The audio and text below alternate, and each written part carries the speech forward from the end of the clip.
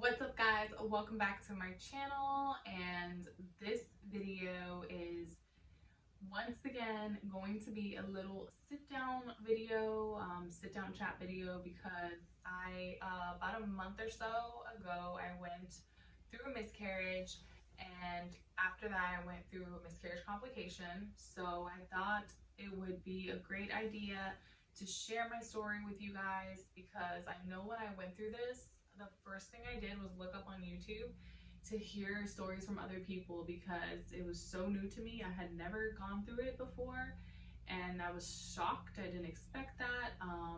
4 years prior to this pregnancy, I had a full-term healthy pregnancy, and so it was extreme shock to me. Anyways, I got the results and we were really happy, and we were pretty much expecting a baby by October 2023. And then on March 8th was the day that, around pretty much, like 3 days before March 8th. March 8th is officially the day where I miscarried. A few days before that I started spotting. So I looked up on Google and it was like, that's normal. Some people spot during the first trimester. I was like, okay, cool. So I ignored it. And by like the fourth or fifth day, I started bleeding.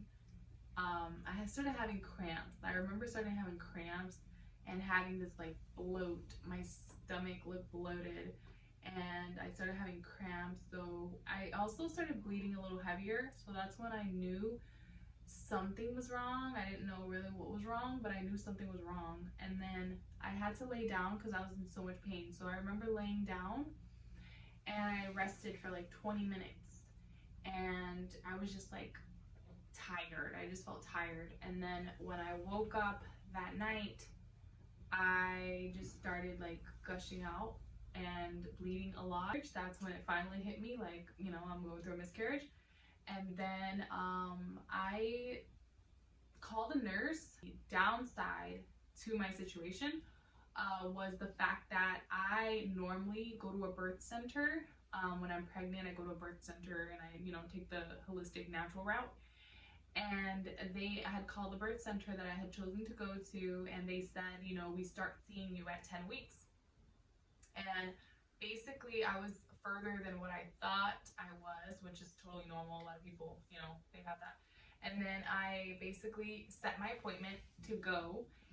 And as soon as I set my appointment to go, like over the weekend, I was going to tour the place. And like the day before that, I miscarried. I didn't have like a set doctor that I was going to, because I was about to start going to the birth center.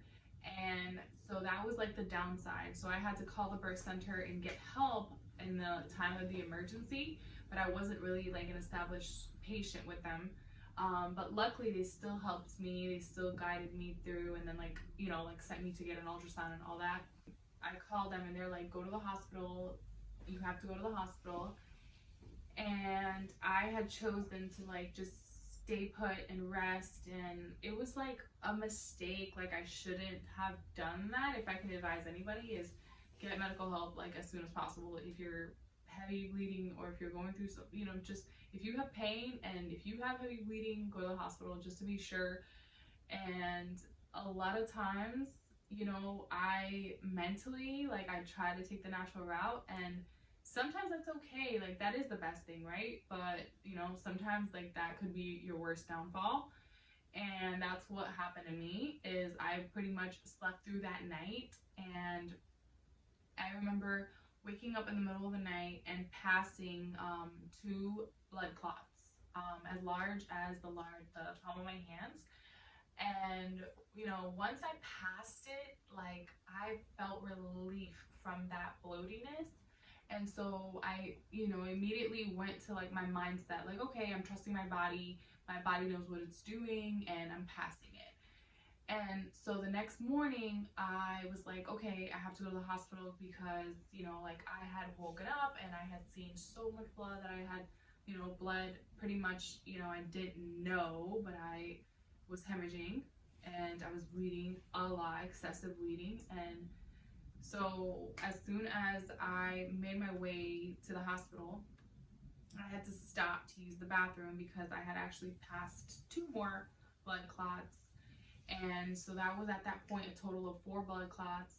And when I stopped to use the bathroom, I got it out and I cleaned it and whatever. By the time I was walking out, headed back to the car, I completely gushed out blood, and I was like pretty much panicking. At that point, that's when I started panicking because I had already passed blood clots, I had already bled all night, and now I'm still gushing. So that was the point where I was literally like afraid for myself, afraid for my life, and I felt like I was bleeding out. Like, it's just such a terrible feeling when you just feel like the life is being sucked out of you. And I was just praying, like, I want to make it to the hospital. Like, I didn't want to call 911 and then get an ambulance and like wait and all that. I just wanted to jump in the car and go, and that's what we did. I jumped in the car and started driving to the hospital.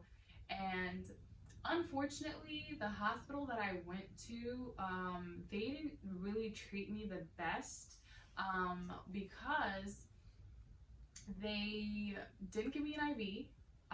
After I had lost all that blood, I took everything inside like the bag to show them all the blood I had lost, show them my clots and everything, and I still wasn't given an IV. I wasn't given any instructions to have someone assist me when I go to the bathroom.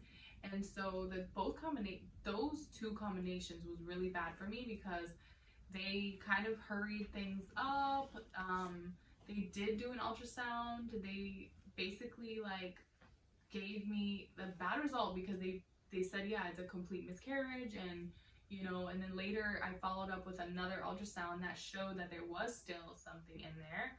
And they pretty much sent me home, and when I got home, it was bad from there because I went to use the bathroom and I started blacking out. I started seeing all the spots and just freaking out because I knew like something, I was getting weaker and weaker. So unfortunately, like, I got up and I tried to run to my bed so I could lay down from like that feeling of I'm about to pass out, and I didn't make it, and I ended up falling. I hit my head on the floor.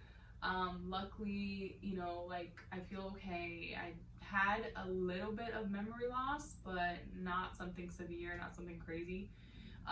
So I didn't worry about that too much. I just tried to like just rest and get a lot of rest, settle down. And as I thought I was getting better, I actually wasn't.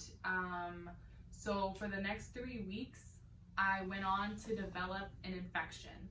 And I didn't even know. It was this, like, I remember this Sunday where I started having a severe headache and it wouldn't go away. It was like all day long. And then I was like in pain. I had the chills. I had all these like symptoms of an infection. But one thing is that I was like calling my doctor and I was like, okay, and I have this. But the doctor was like, oh, well, you don't have foul smell, and and you don't have cramps. And so I didn't have those 2 symptoms. So it kind of confused us a little bit. Eventually, I ignored all those symptoms, and I ended up having a headache for 2 days straight. It was really bad. And I just pretty much, that's why I said, like, just don't ignore your symptoms, go get medical help immediately. And that's kind of like something I did again. And yeah, I felt really bad about it. I beat myself up a lot about it because eventually I started to pretty much like bleed out again. After 3 weeks of the miscarriage, I started to bleed out again, and I went to the hospital immediately. And also I had right here, my glands around my neck was all swollen, like really, really big. So I had a really bad infection. Despite not having foul smell and cramps, I had a really bad infection because I went to the hospital, and this time they treated me completely different.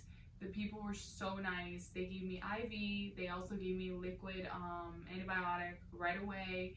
And the only downside to that time is I needed a surgery. I needed what's called a DNC, where they go in the uterus and they get out the remains. They take out the remains. And so I had to wait like a a whole night and then a whole day, and by the next day, like by 5 p.m., that's when I finally went into the operating room to get this awaited surgery. And I was like so scared because I was literally, it was the craziest thing. I went to the operating room and I remember meeting, you know, like really nice people. The nurse there was really nice. But then this lady comes in and she's like, "Hi, I'm the drug dealer." And they were like, basically it was this whole different vibe. Like I was in the ER with their vibe over there, and then I went to the operating floor, which was a whole different vibe. So I was like telling them like, yeah, you know, I'm a little nervous. I've never had surgery before. I had you know, like a healthy pregnancy before, and I had like natural birth, no medication, like water birth, like out of hospital type of thing. Like I was telling them, and the girl that had said like, "Hey, I'm the drug dealer," she was like, "Haha, like this should be interesting. This should be so interesting."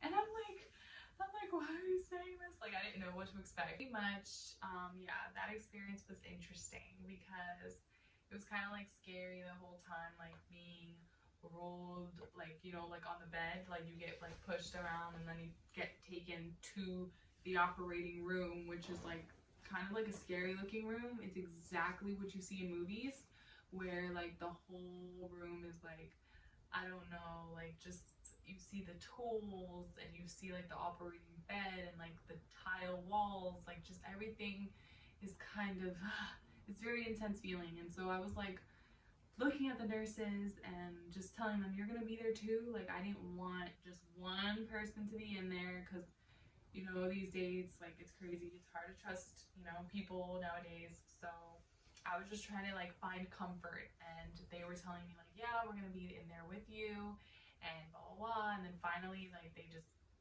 put me to sleep, and I don't remember anything. I just remember like that it was kind of scary. Like you see the operating table and then there's like the brace like for your legs, so you already know like they're gonna, you know, separate your legs and strap them up. And all I remember is waking up and feeling extreme pain in my throat, because later they tell you that they had to put a tube in your throat so you could breathe or whatever. And then they told me they also gave me fentanyl, which is 50 micrograms. But still, just hearing that word, a person who's not typically medicated at all, you know, I was pretty like shocked and nervous, because I do think that it did have side effects like muscle, a lot of like muscle pain afterwards, because the procedure itself was not painful. The procedure itself was just, you know, they dilate the cervix, they open the cervix, and they go in the uterus. So it's pretty simple. There's no like cutting and sewing at all involved in this surgery. So I promised you guys I would make it quick, so I try to make the story as quickly as possible. And now I'm just gonna insert some tips and some of like advice that I want to give out. If you're going through this, I'm really sorry. It is very hard, it's very painful. I know for me it took literally like about 3 to 4 weeks. Like now I'm starting to like feel normal again, feel myself again, you know, but like I do understand the feeling of like it's almost like something that happened in your body, so you kind of like blame yourself a little bit, you know. So I definitely like would recommend like just give yourself time to heal, give yourself time to be outside, just do what you need to do for yourself. And like for me, it was just finding little things that I felt, you know, better about, things that brought me happiness, like being with my son, being outdoors, taking care of my body. You're gonna have to replenish your blood cells, so it's good to like eat red meat. I had like something like Greek, it was like with lamb, so lamb is very high in iron. Spinach is really good, papaya, like just so many things that you can do for yourself to help your body to get better. And that's what I did, you know. At the same time, I was really patient with myself because I love to go to the gym and have a routine, and pretty much everything was different, you know. I wasn't able to work out. So just tell yourself it's okay. It's okay to slow down. It's okay to give yourself time. An important tip I want to add is to take a really good raw and organic, preferably like just really good multivitamin. Always, it's so important to replenish yourself.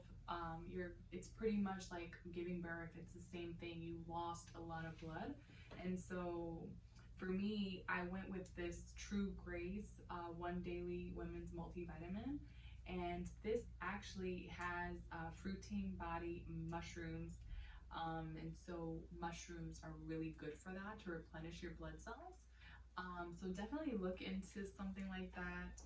Yeah, and I wish you guys the best on recovering and healing. And yeah, I hope this video was helpful.